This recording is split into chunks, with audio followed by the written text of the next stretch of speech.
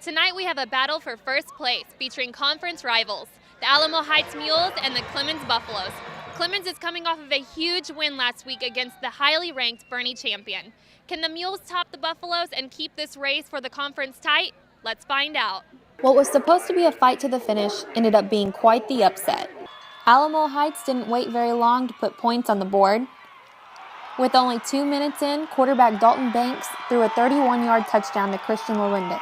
Outside linebacker Jay Hargrove intercepts Clemens quarterback J.J. Elkins' pass, making sure it wouldn't be a tied game. And with only a few minutes remaining, the Mules sealed a 14-0 lead in the first when running back Brandon Wasson ran in a short TD. Clemens finally putting points on the board in the second quarter with a field goal. Just as the Buffaloes were about to score their first touchdown, Cameron Dolly intercepts Elkins' pass in the end zone. Dolly also blocked a punt for the Mules. After a slow start in the second half, Alamo Heights settled for a field goal. But shortly after that, they fumbled the ball, allowing Clemens linebacker Jacob Ferguson to recover and run in a touchdown, making the score 10-17. Although this allowed Clemens to close the gap, this unfortunately was their last highlight of the game.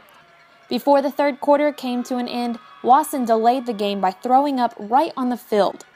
That must have helped though, because he had 107 yards in the second half alone.